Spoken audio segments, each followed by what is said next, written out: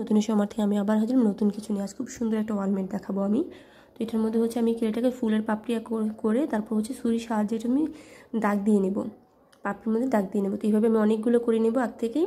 তো দেওয়ার পর হচ্ছে যে ফোঁটা দিছি সেটা হচ্ছে নির্দিষ্ট করে ফুলগুলো বসানোর জন্য আমি এটা দিয়ে নিছি, যাতে করে আমার ফুলগুলো বসাতে সুবিধা হয়।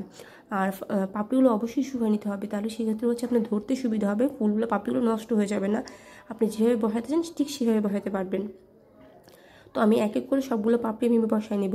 আর এটা হচ্ছে বোর্ড প্লাস যে কাগজের বোর্ড, যেটা হালকা শক্ত বোর্ড থাকে কাগজের, সেই বোর্ডটা নিচ্ছি। নেওয়ার পর ওটা আমি গোল করে কেটে নিচ্ছি। নেওয়ার পর তারপর সেটার মধ্যে ব্লকের রং, যে কালো রং অথবা ফেব্রিক্সের যে কালো রংটা পাওয়া যায় সেটা কিন্তু দিয়ে দিতে পারেন। দেওয়ার পর হচ্ছে শুকানোর পর হচ্ছে আপনি বার্নিশ করবেন। বার্নিশটা হচ্ছে ক্লিয়ার বার্নিশ, যেটা ফার্নিচার দোকানে অ্যাভেলেবেল পাওয়া যায়। তো আমি এভাবে সম্পূর্ণ ফুলগুলো করে নিব।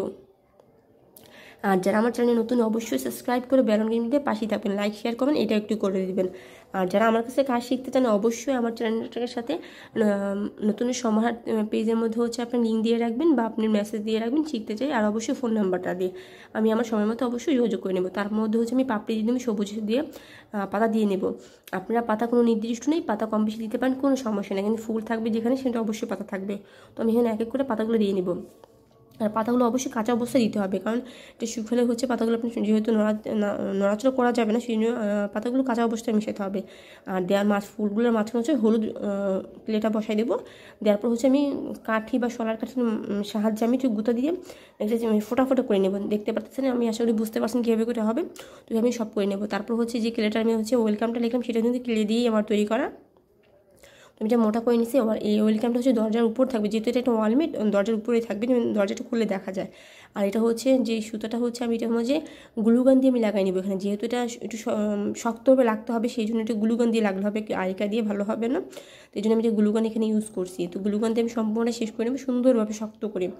আমি তো অপর পাশেও কিন্তু দিয়ে দিয়েছি যে সুন্দর করে লাগানোর জন্য। তো এটা লাগানো হয়ে গেছে। আর এটা হচ্ছে ছোটো যে মিরর ছিল একদম, তো আমি আসলে দ্বিধায় পড়ে গেছিলাম যে ছোটোটা দেবো না বড়োটা দেবো।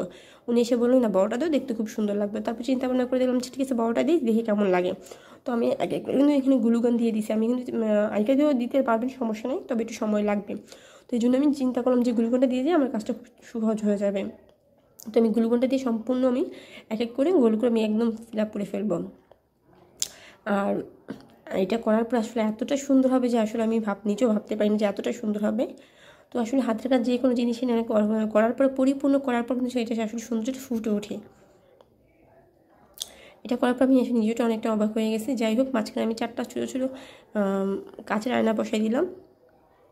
এখন দেখেন এখন কত সুন্দর একটা ওয়ালমেট তৈরি হয়ে গেল, যে আমার নিজের অজান্ত আমি জানি না যে এত ভালো লাগবে। আমি জানি না আসলে সবার চুজটা কেমন, তো আশা করি আপনাদের কাছেও খুবই ভালো লাগবে। আর অবশ্যই কেমন আছে অবশ্যই আমাকে জানাবেন। আশা করি আপনাদের কাছেও ভালো লাগবে। তাই আজ এই পর্যন্ত, আল্লাহ হাফেজ।